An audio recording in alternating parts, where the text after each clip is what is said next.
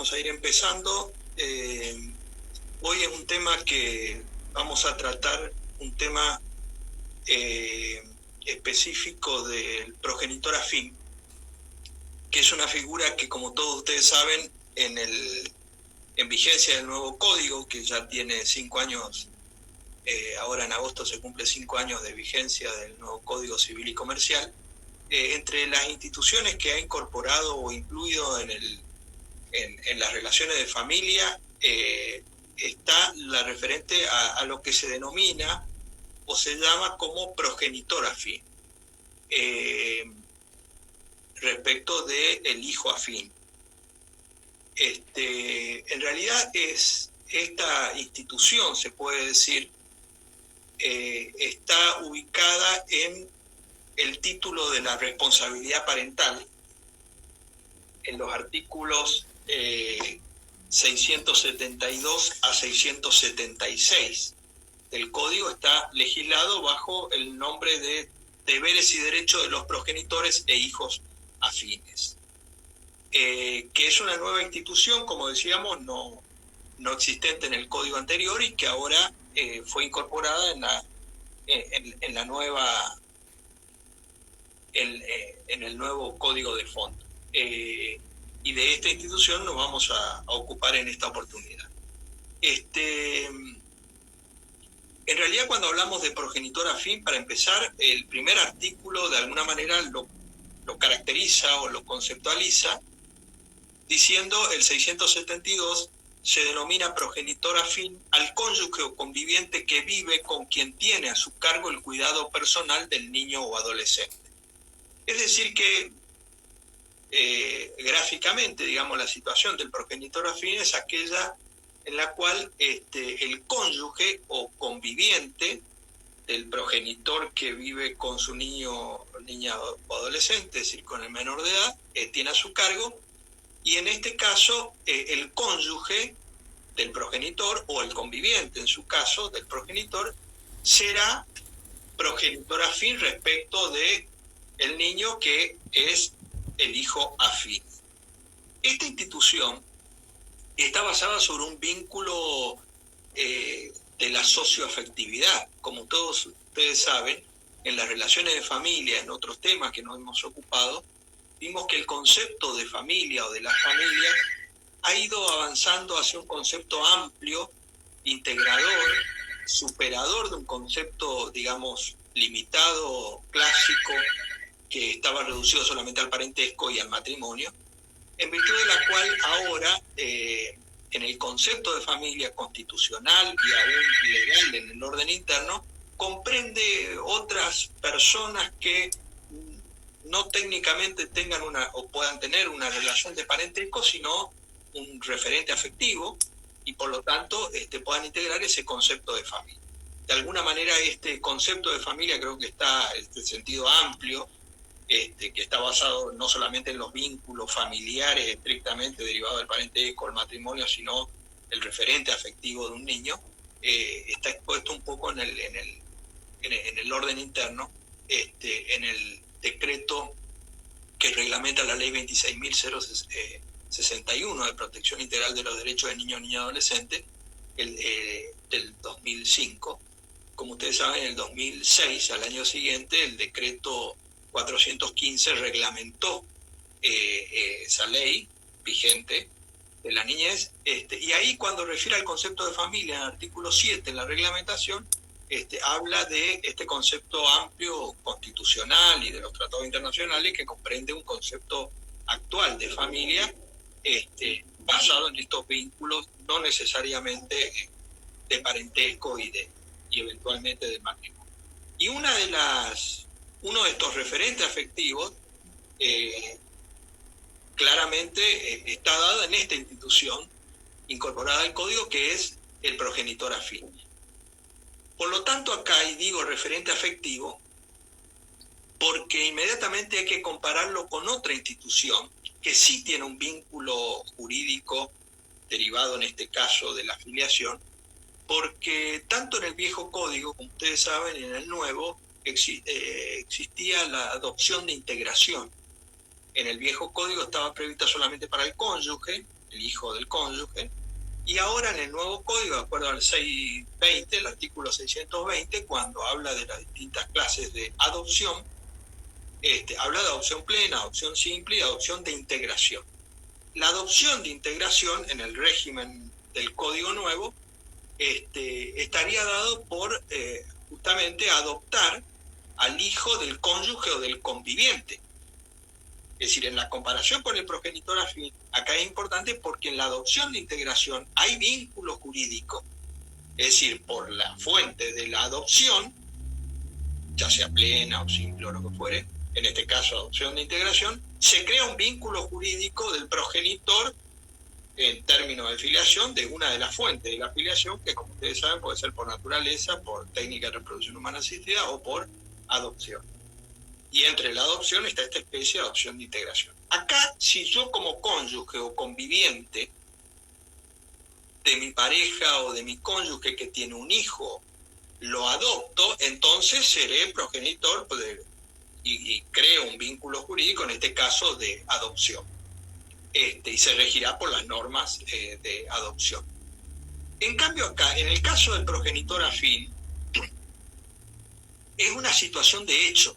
Por lo tanto, el cónyuge o conviviente no adopta, no recurre al mecanismo legal de la adopción, sino que se crea un vínculo de hecho que da nacimiento a una figura que es la del progenitor afín, con todos los alcances que establece la ley en los artículos 672 a 676. Y esta sería la institución o la nueva institución que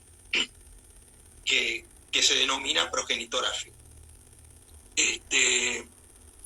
Esta situación de hecho es importante porque no hay un registro o no hay un título desde el punto de vista como estado de familia, digo, no hay un título que dé lugar a esta situación y por lo tanto, a diferencia de la adopción de integración en la cual se crea un vínculo jurídico a través de la sentencia de adopción debidamente inscrita, etcétera, etcétera, acá el progenitor afín sería una situación de hecho. El artículo 673 refiere a los deberes del progenitor afín, señalando que el cónyuge o conviviente de un progenitor debe cooperar en la crianza y educación de los hijos del otro, realizar los actos cotidianos relativos a su formación en el ámbito doméstico y adoptar decisiones ante situaciones de urgencia.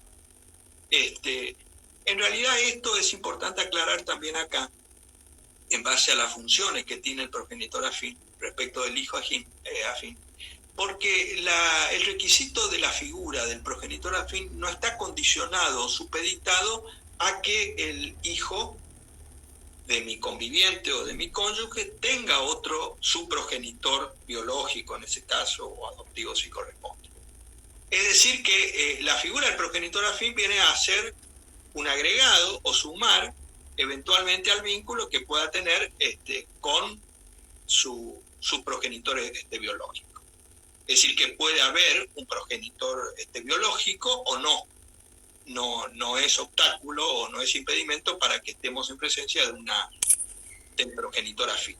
En ese caso, entonces, lo que señala la ley es que las funciones y la función del progenitor afín va a ser esta que decíamos, de realizar los actos cotidianos que tienen que ver con la formación en el ámbito doméstico y adoptar las situaciones, las decisiones que corresponden a situación de emergencia. Acá hay una situación que este rol de hecho, que de hecho lo realiza, puede tener inconveniente de la prueba respecto de esta situación. Es decir, respecto de los actos diarios comunes que se puedan hacer sin tener que acreditar este vínculo, no hay ningún inconveniente. Ahora, frente a una situación concreta, podría ser que él deba acreditar esta condición o esta situación de progenitor afín, con lo cual puede encontrarse en la práctica con este obstáculo, esta figura, porque a veces yo no tengo el título o el instrumento por la cual acredito esta circunstancia. Y entonces no deja de ser un inconveniente práctico, digamos, en cuanto a cómo cómo realizar estos actos en la vida diaria o cotidiana en el caso que tenga que acreditar esta condición, porque en definitiva será una situación de hecho en la cual yo diré, yo soy el progenitor afín respecto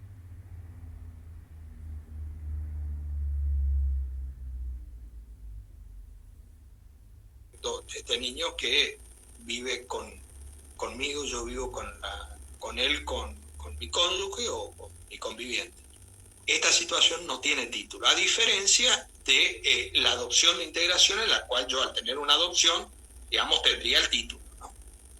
Esta es una situación práctica que uno tiene que ver en estas condiciones, porque esto digo por ahí, circunstancias del colegio, de ir a buscarlo, retirarlo al colegio. Fíjense que en definitiva, a veces en la práctica, no deja de tener o de requerir una autorización del progenitor biológico para esta situación, como si fuera cualquier otra persona. Porque digamos, yo voy al colegio a retirarlo, a llevarlo, lo que fuere, y en esta situación, si a mí me exigen la prueba, no hay un título.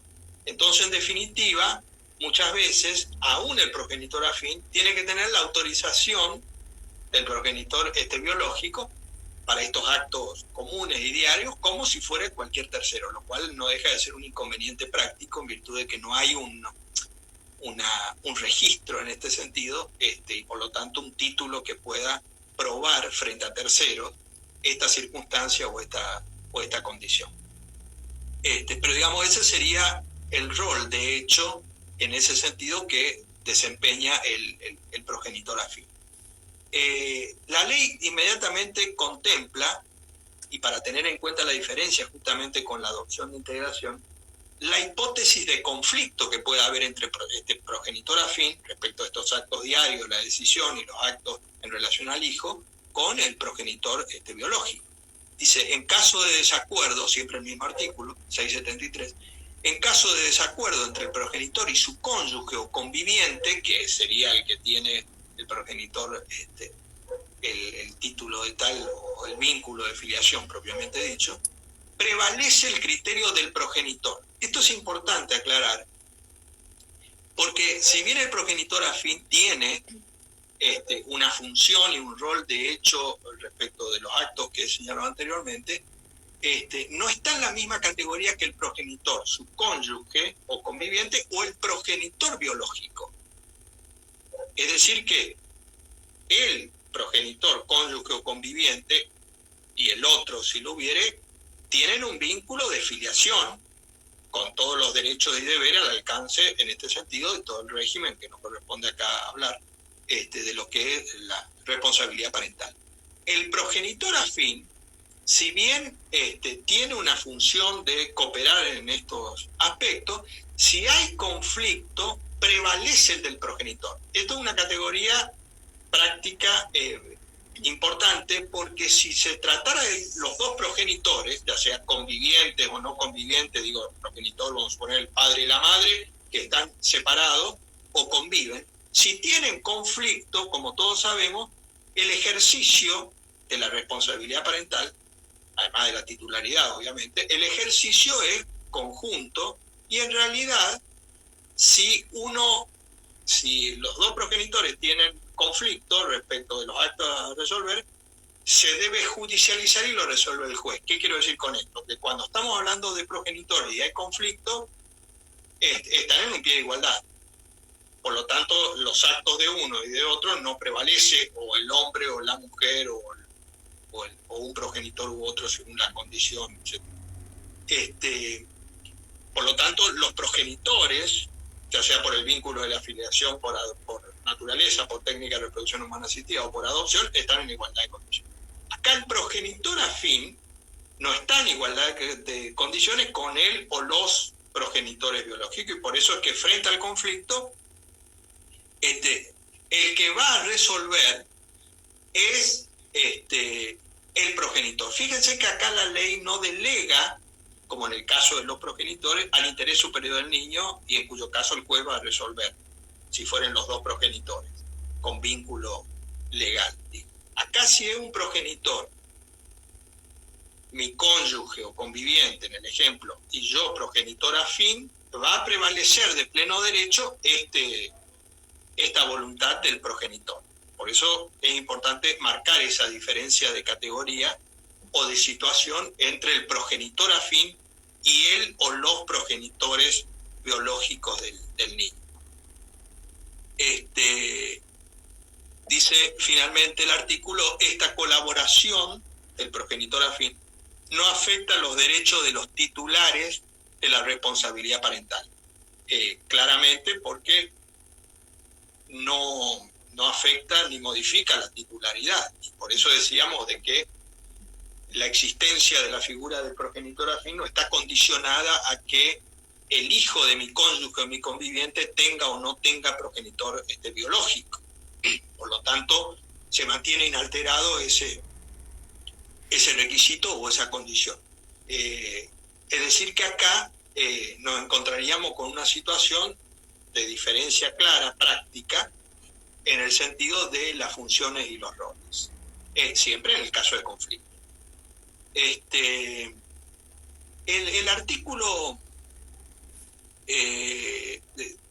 artículo 674 parece que es muy importante para también una institución ligada a otra institución que sería el género, y esta es la especie, que también es nueva en el nuevo código, que es la posibilidad de la delegación en el progenitor afín. La delegación del ejercicio de la responsabilidad parental es también una institución nueva en el nuevo código, porque como ustedes saben, se incorporó en la responsabilidad parental lo atinente a lo que se llama la delegación del ejercicio.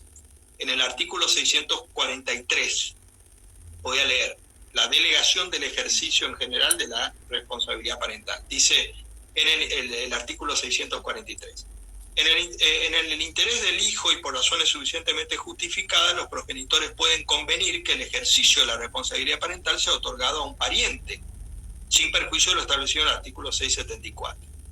El acuerdo con la persona que acepta la delegación debe ser homologado judicialmente, debiendo oírse necesariamente al hijo.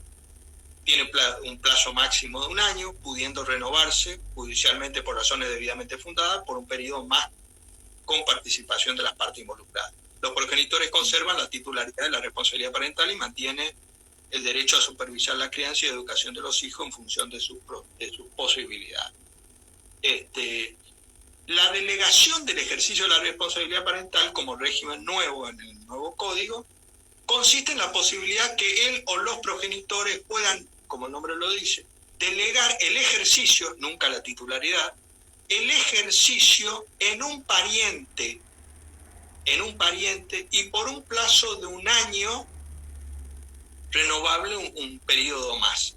Estos dos requisitos me parece que específicamente pueden ser cuestionados de inconstitucionalidad o de inconvencionalidad.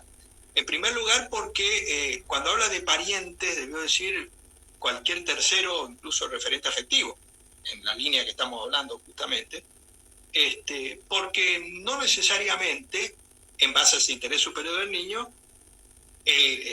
aquel a quien se le va a delegar el ejercicio puede ser un pariente. Es decir, puede darse una condición en la cual yo tenga un vecino que lo ha criado a mi hijo durante 7, 8 años, yo tenga que hacer un viaje y a lo mejor, en base a ese interés superior del niño, ese vecino está en mejores condiciones que un pariente propiamente dicho para que yo pueda delegarle ese ejercicio.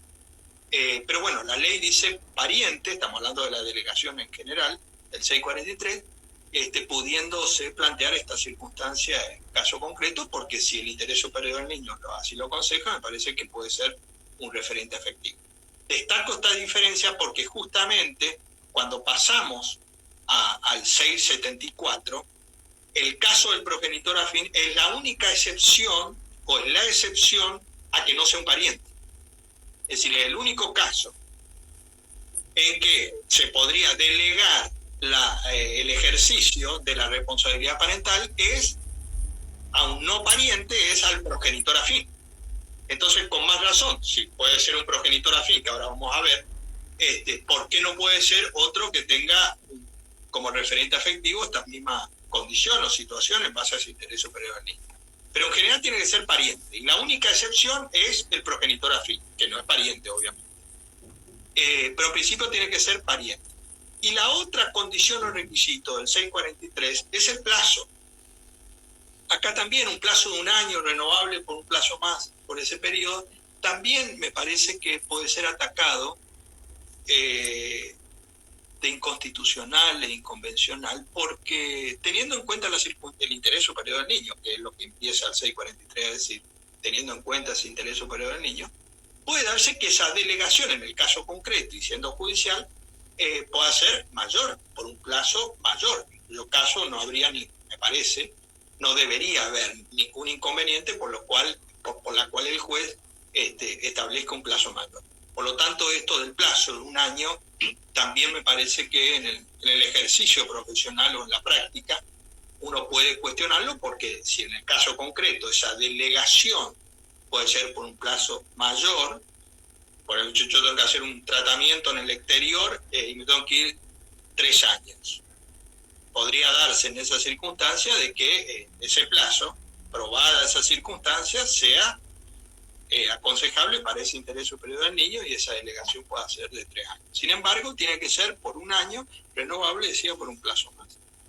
Pero bueno, esas son las dos condiciones o requisitos: que sea un pariente para que se delegue el ejercicio y que se trate de 1 año con la renovación de un periodo más. Esa delegación no implica que él o los progenitores, porque puede tener un progenitor o 2 progenitores, que hagan la delegación, deje de ser titular de la responsabilidad parental. Con lo cual podría darse, en el caso de la delegación común, la del 643, que tenga 2 progenitores que mantienen la responsabilidad parental y un tercero que estaría ejerciendo la responsabilidad parental a través de la delegación. 2 que son titulares y siguen siéndolo, y este tercero, pariente por un año, que esté en ejercicio de la responsabilidad parental. Esa sería la figura de la delegación del ejercicio de la responsabilidad parental en el nuevo código. En virtud de ello, el 674 prevé un caso específico de esta delegación cuando se trata del progenitor afín. Dice: el progenitor a cargo del hijo puede delegar a su cónyuge o conviviente el ejercicio de la responsabilidad parental cuando no estuviera en condiciones de cumplir la función en forma plena por razones de viaje, enfermedad o incapacidad transitoria, y siempre que existe imposibilidad para su desempeño por parte del otro progenitor o no fuera conveniente que este último asuma su ejercicio. Es decir, que se prevé la hipótesis que el progenitor, mi cónyuge o conviviente, me delegue a mí el ejercicio de la responsabilidad parental. Acá hago un paréntesis que tiene que ver con este aspecto práctico que decíamos, que a pesar de los 5 años de vigencia del Código, este recurso del 674 es muy importante, más allá de la situación de hecho del progenitor afín, porque justamente en la delegación hay un título. Y esto es importante porque sería trascendente o conveniente que se utilice este recurso, porque acá el progenitor afín, sin dejar de ser progenitor afín, teniendo esta delegación, ya tiene un título. Pero digo, para las situaciones frente a tercero y respecto de la prueba, que estaría en una situación mucho mejor que si es la situación común o de hecho. Pero bueno, en la práctica no ha sido todavía utilizado profesionalmente, no porque no exista la posibilidad, sino porque creo que los profesionales todavía no han tenido o no han llegado a tener, digamos, en el asesoramiento esta incidencia respecto de la gente que pueda utilizar este recurso, sobre todo para tener el título en estas condiciones. Y no pueda tener obstáculos respecto de los actos, más que diarios, los actos que pueden llegar a requerir una autorización del progenitor, ¿no? Dice, y esta delegación requiere la homologación judicial, excepto que el otro progenitor exprese de acuerdo de modo fehaciente. Acá hay una cuestión importante, porque también hace excepción a esa norma general. En la norma general del 643, cuando leí, entre uno de los requisitos, que es muy importante, por el medio del artículo, dice: la delegación debe ser homologada judicialmente. Es decir, aquella delegación que hablábamos del 643, la común, requiere la vía judicial. Es decir, él o los progenitores que quieren delegar a un pariente por un plazo de un año o menos, requieren que ir a la vía judicial para hacer esta correspondiente delegación. Por lo tanto, es judicial. En este caso, del progenitor afín, fíjense que, si bien la regla dice, la primera parte de esa última parte que dije, la delegación requiere homologación judicial, que sería entonces como el 643, la coma y después lo importante, porque dice, excepto que el otro progenitor exprese el acuerdo de modo fehaciente. Este también es un caso justamente que hace excepción, porque este sería el único caso en el cual puede ser extrajudicial. Es decir, cuando la delegación del ejercicio de la responsabilidad parental es al progenitor afín y los progenitores estén de acuerdo, no necesariamente debemos ir a la vía judicial, que sería la única excepción, porque en la delegación común, la 643 que vimos, la ordinaria, la genérica, uno de los requisitos es la vía judicial. Acá, en la delegación al progenitor afín, si bien dice que debe ser homologada judicialmente, dice excepto que haya acuerdo de los progenitores y entonces puede ser extrajudicial. Es un dato importante porque también digo, esto es importante por el título que decíamos, acá hay una vía, un instrumento en la cual en el asesoramiento jurídico no necesariamente tengo que ir a la vía judicial, porque si los padres están de acuerdo, los progenitores, me podrían delegar a mí, yo progenitor afín, el ejercicio y por lo tanto tener este instrumento para la situación o los efectos frente a terceros. Y por eso creo que este 674, puntualmente en relación al progenitor afín, es un instrumento importante para utilizarlo en la práctica, que no se está utilizando o que todavía no es muy visible y muy conocido. De todas formas, después le vamos a dejar una síntesis de algún caso y de lo que es este tema que hemos tratado en el grupo, un grupo de Facebook de Doctrina y Jurisprudencia del doctor Néstor Solari. Ahí subimos datos que tengan que ver con esta clase. Es una aclaración que le hacemos por el tema de algunos que en los talleres anteriores hemos subido y están ahí, también de otros talleres y otros temas, pero para que lo sepan.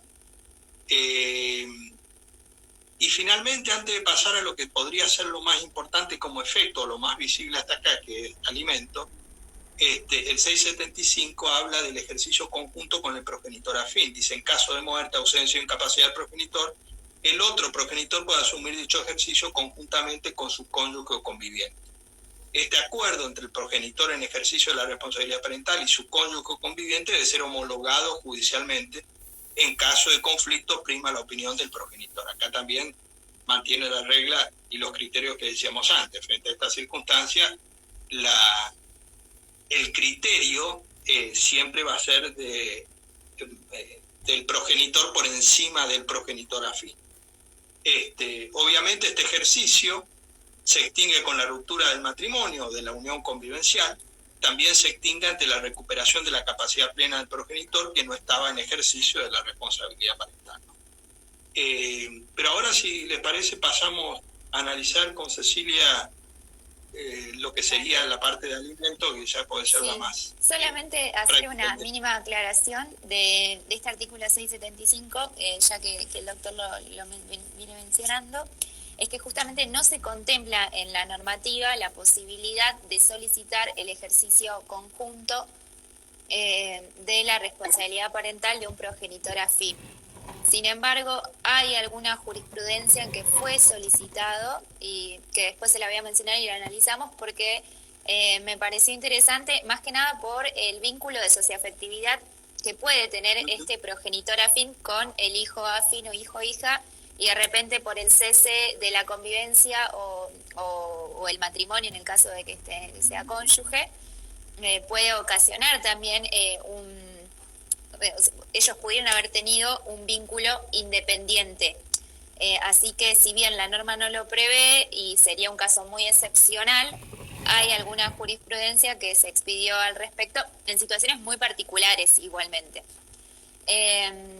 Ahora sí, dicha esta aclaración, pasamos a el artículo de alimentos, que es otro de los deberes y derechos del progenitor afín y los hijos afines. Se prevé la posibilidad de reclamar alimentos, pero estos alimentos tienen sus particularidades.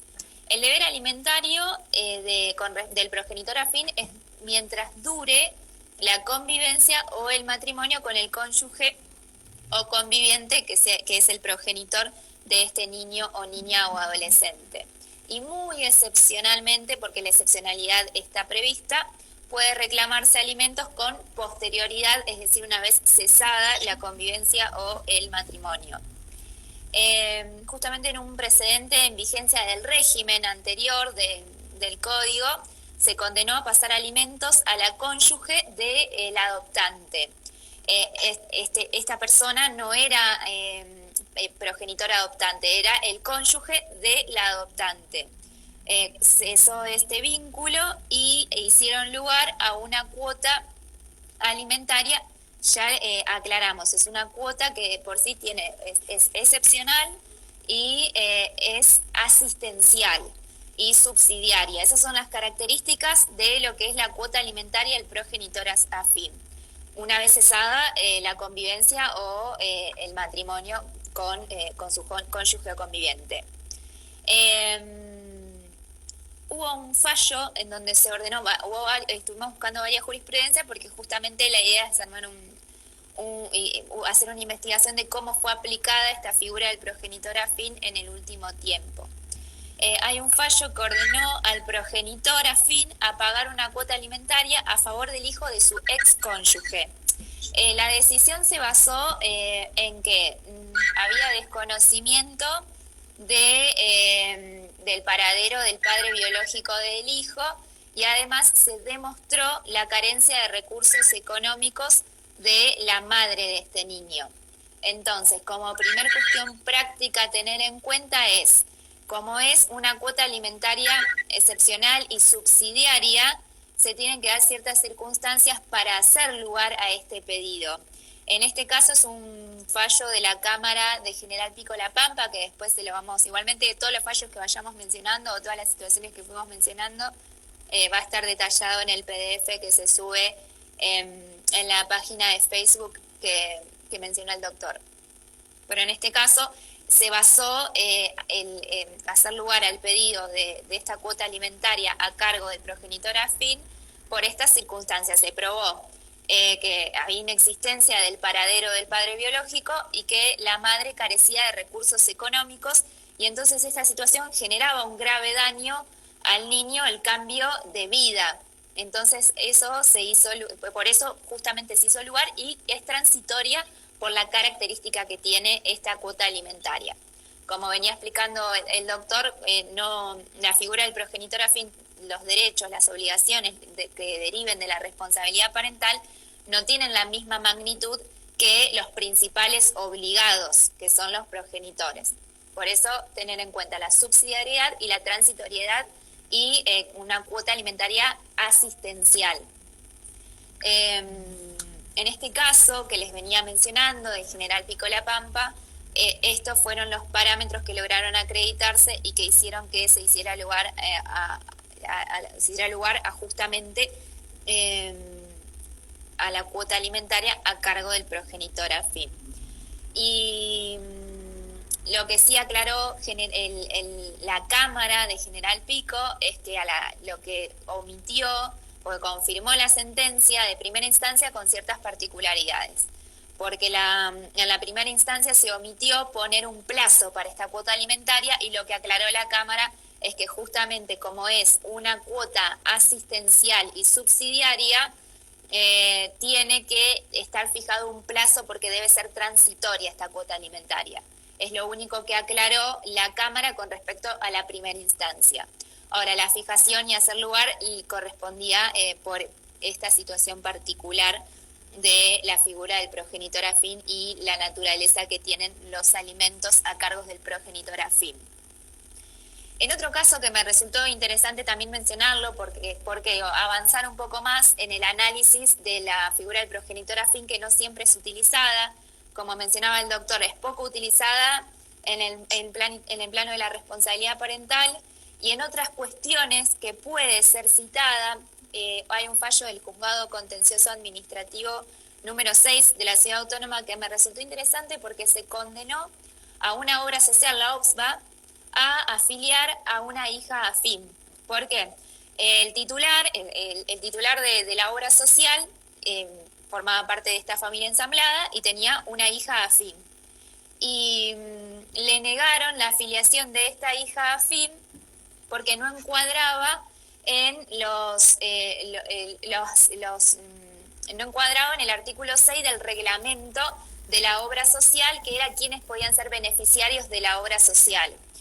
Y basándose el Juzgado Contencioso Administrativo en el alcance de la responsabilidad que tiene y en cuanto al cuidado del progenitor afín, se hizo lugar a la afiliación, pero basándose específicamente en la figura de progenitor afín. Por eso me resultó interesante para pensar en esta figura del progenitor afín para un montón de cuestiones de la vida cotidiana de un niño, como ser una obra social sin que haya por ejemplo, en este caso no había una convivencia registrada, pero sí había una convivencia demostrable, y que había un vínculo de socioafectividad de este hombre con esta niña. Entonces se condenó a la obra social, basándose en la figura del progenitor afín, a tener que afiliarla. Justamente algo que me había resultado interesante es que el Juzgado Contencioso Administrativo mencionó que el progenitor o progenitora afín tiene ahora el deber legal de contribución y de cooperación pecuniaria según sus posibilidades dentro de la economía del grupo familiar. El mismo se le impone por el hecho de compartir el hogar y se ve materializado en la carga de soportar con sus recursos aquellos gastos que genera el sostenimiento de la vida familiar y de sus miembros, tanto que los hijos comunes como también de los hijos afines. La ley obliga al progenitor afín a cumplir con las responsabilidades en el cuidado, protección y asistencia integral del niño. El Estado, por su parte, no puede deslindarse de la corresponsabilidad en torno a adoptar las medidas apropiadas para dar efectividad a los derechos y responsabilidades que en efecto se consagran en los artículos 18 y 27 de la Convención sobre los Derechos del Niño. O sea, en este caso, además, hubo un análisis convencional de la figura del progenitor afín, basándose en el interés superior del niño, en la Convención de los Derechos del Niño. Entonces me resultó también interesante para empezar a pensar esta figura del progenitor afín en reclamos cotidianos, no solamente detenernos en los principales obligados, sino si hay un vínculo de socioafectividad y tenemos esta figura que también la podemos citar desde el ámbito convencional, ¿por qué no empezar a utilizarla, por ejemplo, como en casos como este, por algo cotidiano, como es la afiliación de un niño a una obra social para que todo el grupo familiar tenga esté incluido con esta cobertura, que es parte también del deber alimentario, es una parte en especie, diríamos. Eso también como para tenerlo en cuenta. Después, en otro caso, se hizo una aplicación en realidad analógica del progenitor afín, fue en el marco, en realidad, de una impugnación de paternidad. Se obligó a un hombre a pagar la obra social de una niña con discapacidad porque él había ostentado, en realidad le había reconocido y ostentó el título de padre durante varios años y luego se entabla esta acción de impugnación. Entonces, haciendo una aplicación analógica del artículo 676 del Código Civil y Comercial, se obligó a este hombre a mantener la obra social por haber tenido eh, este vínculo de padre. En este caso en realidad ostentó el título de padre, pero hicieron una aplicación analógica del 676. Dijo la Cámara de Apelaciones de Entre Ríos, dice: consideramos que el artículo 676 luce aquí analógicamente aplicable. Más allá de los condimentos particulares que el caso nos ofrece, habida cuenta que si un cónyuge conviviente debe luego de la ruptura continuar con algunas de sus responsabilidades alimentarias, como podría ser aquí el mantenimiento de una obra social para atender la salud, cuando ello puede ocasionar un grave daño al niño o adolescente, cuanto más sucede en este caso, con quien ha ostentado durante años el título de verdadero padre de la niña, por un reconocimiento que él mismo realizó de la criatura. Entonces es empezar a pensar en utilizar más estos artículos de progenitor afín para ciertas situaciones. También creo, si mal no recuerdo, no tengo el caso acá, pero habían obligado a unos pretensos guardadores a pagar una cuota alimentaria, también hicieron una aplicación analógica del 676. Era un caso de una guarda con fines de adopción que luego no se concretó y obligaron a pagar esa cuota. Claro, exactamente. Sí, la Cámara de San Martín obligó porque en el juicio de adopción los pretensos guardadores no querían seguir adelante con la adopción. Exacto, y como exacto. sabemos, hasta que no haya sentencia de adopción no hay vínculo y por lo tanto, en ese caso, la Cámara lo que estableció es que mantuvieran la obligación alimentaria por un tiempo que le estableció o hasta que sean adoptados. Claro, exacto. Estableciendo la obligación alimentaria como guardadores que fueron aplicando por analogía esta situación del 676. Claro, porque se habla de pensar un poco más allá, cuando se habla de progenitor afín, de lo que es la socioafectividad que se genera entre una persona que no es pariente o que no es el progenitor con respecto a un niño, niña o adolescente. Por eso también me pareció interesante mencionar este caso, porque también hubo una aplicación analógica de la figura, si bien no era propiamente un progenitor afín, sino lo que es similar es este vínculo de socioafectividad. Y para estos casos grises que tenemos, es interesante poder contar con las herramientas de estos artículos. Después, en otro caso, para analizar lo que es la naturaleza de la obligación alimentaria, en el marco de un incidente de aumento de cuota alimentaria, se analizó la figura del progenitor afín, pero aquí fue citada desde otra perspectiva. ¿Por qué? Porque en este caso de aumento de cuota alimentaria, la cuota fue solicitada por la hija con respecto a su progenitor biológico. Y el progenitor, un incidente de aumento de cuota alimentaria. Y el progenitor, al contestar la demanda, excusa su deber alimentario y dice que no debe hacerse lugar a este pedido de aumento porque está con nuevas cargas de familia y esa nueva carga de familia es una hija afín. Por supuesto, en este caso que es de Córdoba, no se hizo lugar a lo solicitado por el progenitor biológico y sí se hizo lugar al aumento de cuota alimentaria. ¿Por qué? Porque justamente lo que dicen es que la obligación alimentaria a cargo de los padres tiene el fundamento directo en el régimen de responsabilidad parental. O sea, los obligados directos con respecto a la cuota alimentaria son sus progenitores, los principales obligados. Y este deber es receptado a sí mismo a nivel supranacional de manera clara en la Convención de los Derechos del Niño, en el artículo 27, inciso 2, cuando justamente establece que a los padres u otras personas encargadas del niño les incumbe la responsabilidad primordial de proporcionar dentro de sus posibilidades y medios económicos las condiciones de vida que sean necesarias. En este caso, el juicio alimentario fue iniciado por la hija, no estamos hablando de la hija afín. Entonces, justamente lo que dicen, se ha dicho que el código se preocupa de dejar asentado que el niño sigue teniendo dos progenitores, a quienes les caben todos los derechos y deberes como principales responsables en el cuidado y la crianza de los hijos, siendo el progenitor afín una figura que complementa la dinámica de la vida cotidiana de los hijos en beneficios de estos. Así, el deber de colaboración del padre afín tiene como límite las posibilidades familiares a tal fin. El límite no es estricto, sino que estará determinada en relación con el vínculo que se genere tanto con el padre como con el hijo. En el caso, la responsabilidad de este señor es de índole principal en este juicio, derivada de la responsabilidad parental y abarcativa de todos los derechos y obligaciones de los progenitores, no solo el alimentario, los que a título enunciativo se encuentran descritos, todo lo que es el régimen de responsabilidad parental. De lo dicho se desprende en consecuencia que si bien la contribución al sostenimiento del hijo del conviviente constituye en la actualidad una carga de familia, nunca podría ser en desmedro del hijo propio. En este caso quiso ser utilizada la figura del progenitor afín en desmedro de su hija.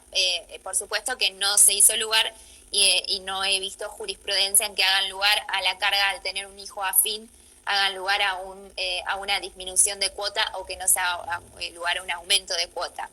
Fue solicitado, pero fue rechazado. Y en general, por lo que estuve viendo, no sería una causa viable mencionar que se tiene un hijo afín en desmedro de la cuota alimentaria de los propios hijos. Eso por lo menos es el criterio mayoritario. Después, por otro lado, en un caso de la Cámara Nacional de Apelaciones de la Cámara Nacional Civil y Comercial, la Sala I, se rechazó un pedido de cuota alimentaria. La cónyuge solicitó una cuota alimentaria a su ex conviviente, a su ex cónyuge, que era el progenitor afín de sus hijos. Se lo rechazó porque justamente quedó demostrado en la causa de que había un acuerdo homologado del divorcio y el progenitor biológico, el padre biológico de los niños, estaba cumpliendo una cuota alimentaria. Entonces, si el progenitor biológico está cumpliendo una cuota alimentaria, no se da el marco de la subsidiariedad porque ya está cumpliendo el principal obligado y por eso no se le hace lugar a esta cuota alimentaria del progenitor afín. Justamente dicen, la señora había señalado que el padre biológico nunca había dado cumplimiento con el deber alimentario respecto de su hija y es esto lo que quedó demostrado que no era así porque había un expediente que fue traído en la contestación de demanda, había un expediente de divorcio donde figuraba una homologación de un acuerdo y en donde no había ningún tipo de, no había ninguna denuncia de incumplimientos de las cuotas alimentarias del progenitor biológico. Entonces, eso fue el principal motor que hizo que se rechazara. Por derivación de esa regla, en nuestro país, el legislador, lo que dijo la Cámara, justamente es que el legislador ha delineado el contorno de la norma en cuanto a los legitimados pasivos del reclamo de alimentos. Este artículo prevé que la obligación alimentaria del cónyuge o conviviente respecto de los hijos del otro tiene un carácter subsidiario. Cesa este deber en los casos de disolución del vínculo conyugal o ruptura de la unión convivencial, salvo las excepciones que veníamos viendo. La excepción es si el cambio de situación puede ocasionar un grave daño al niño o adolescente y el cónyuge o conviviente asumió durante la vida en común el sustento del hijo del otro, puede fijarse una cuota asistencial a su cargo con carácter transitorio, cuya duración debe definir el juez de acuerdo a las condiciones de fortuna del obligado, las necesidades del alimentado y el tiempo de convivencia. Entonces, para dejar claro, el reclamo alimentario del 676 es viable durante la duración del matrimonio, la convivencia, y en el cese es viable pero como una excepción, justamente si en esta excepción que estamos mencionando, si esta ruptura genera un grave daño a este niño y el progenitor principal, que es el principal obligado al pago, no puede afrontar, los progenitores no pueden afrontar las necesidades de este niño. Esa sería la excepción. Y en este caso, al analizar la prueba que se había aportado, no se pudo comprobar ningún incumplimiento del pago de la cuota alimentaria por el progenitor biológico y tampoco la necesidad, la carencia de recursos de la progenitora. Entonces, no fue viable el reclamo. Esos son los extremos al tener en cuenta al momento de reclamar una cuota alimentaria. No sé en qué hora estamos, por las dudas. Y sí, estamos bien. Solamente mencionar otro caso que sí me resultó muy interesante, que es con respecto al pedido de guarda judicial de una progenitora afín. ¿Por qué? Porque esto no está previsto en la norma, en cambio la excepción de alimentos sí está previsto con sus particularidades, pero no está previsto la solicitud por parte de quien fuera un progenitor o progenitora afín de solicitar la guarda judicial. Y hubo un caso del 2017 de la Cámara de Apelaciones en lo Civil y Comercial de Paz y Tributaria de Mendoza, en donde una progenitora afín pidió la guarda de su hija afín.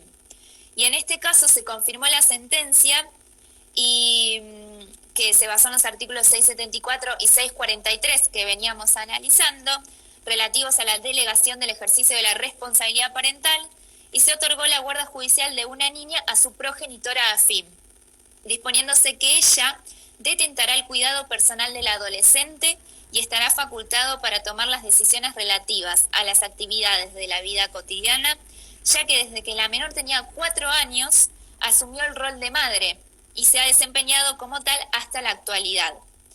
Lo que también dijo la Cámara de Mendoza es que justamente cuando los progenitores no pueden hacerse cargo de la guarda de sus hijos para su protección, para su educación y manutención, o no se encuentran en las condiciones adecuadas para ello, y esto además controvierte el deseo de la joven, quien siendo ya casi mayor de edad ha expresado su deseo categórico de seguir viviendo con su progenitora afín y con sus hermanos. Resulta precedente la delegación de la guarda. Tenía sus particularidades, ¿por qué? Porque para resolver de esta manera se tuvo en cuenta que la progenitora biológica había fallecido cuando los niños eran la niña era chiquitita, y además quedó demostrado que el progenitor biológico era una persona violenta, que no acreditó cuál era el medio de vida actual, ni tampoco cuando se pidió la guarda, tampoco ni siquiera quiso pedir un régimen de comunicación. Tenía sus particularidades, pero en este caso fue utilizado de una manera que no es la más, o al menos la más visible, de pedir la guarda judicial sin ser justamente un pariente, como dice la norma en la parte de guarda y delegación de responsabilidad parental. Por eso me pareció interesante, porque se hizo lugar al pedido y se le dio la guarda a la progenitora afín. Esas son las cuestiones que me parecieron, que nos parecieron más relevantes en cuanto a el progenitor afín. Si te parece, abrimos a preguntas. Sí, ahí ya puse para que puedan poner preguntas. No sé si, a ver si lees. No veo nada, ningún comentario. No sé si se reclamar alimento al cónyuge del padre o un menor cuando nunca hubo convivencia con el padre ni con la esposa del pariente. Y el padre está sin trabajo ahora. Sí. Ahí la pauta, digamos, cada situación se va a valorar conforme a las particularidades del caso. Acá el criterio rector, un poco que el juez tiene que tener en cuenta, que como señalábamos a lo largo de distintas situaciones y efectos que marca la ley, tanto en la situación de los aspectos personales como en cuanto a alimentos, no están el progenitor afín en la misma condición o obligación que los progenitores. Después habrá particularidades y habrá que ver si ese incumplimiento del progenitor para dar lugar a esta subsidiariedad es más flexible o menos flexible según la interpretación del juez. Pero no están en igualdad de condiciones, digamos. Claro, los derechos y deberes son en carácter subsidiario. Exactamente, además lo marca la ley justamente en alimentos, dice, en el 676 habla de la subsidiariedad. Ahí habrá que ver, por eso digo, de acuerdo a los elementos fácticos de cada caso, como si se es más flexible o menos flexible en la interpretación judicial. Pero pero la pauta a tener en cuenta es que no están en la misma situación. ¿Qué otra pregunta? Sí, no sé por qué no me aparece.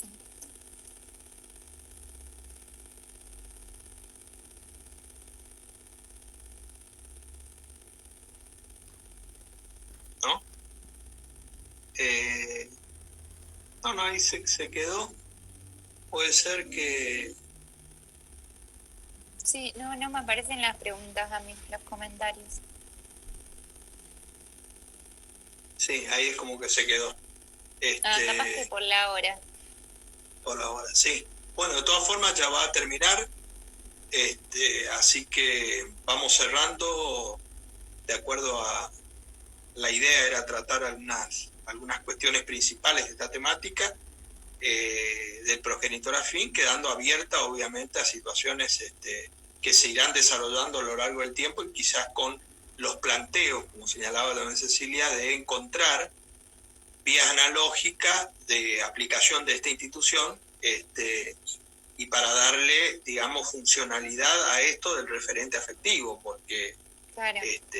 Tiene una incidencia en la vida del niño muchas veces mayor a la de un pariente propiamente dicho que decíamos recién, justamente porque está en la condición de ser el cónyuge o conviviente del progenitor. Entonces, en los actos de la vida diaria tiene una incidencia muy trascendental. Fíjense que en este tema de la pandemia, en muchos casos, el progenitor afín que convive con el hijo o hija afín, a lo mejor tuvo una incidencia mucho más trascendente que el otro progenitor que a lo mejor no tuvo contacto con él durante 3 meses. Y en esa vida diaria y en circunstancias, por ejemplo, como la pandemia, podrían llegar a tener una incidencia, una trascendencia que va más allá de lo que sería, digamos, referente afectivo, ¿no? En el sentido no obligacional, pero que en los actos de la vida diaria podría tener un rol mucho mayor que el otro progenitor que tiene un vínculo y que a lo mejor por circunstancias X no tiene ese contacto o comunicación o no se dedica al hijo o a hija de la forma como podría llegar a dedicarse. Entonces, es una figura que tiene importancia y trascendencia para aplicarle y encontrarle, digamos, estos derechos y deberes conforme a las particularidades de cada caso, ¿no?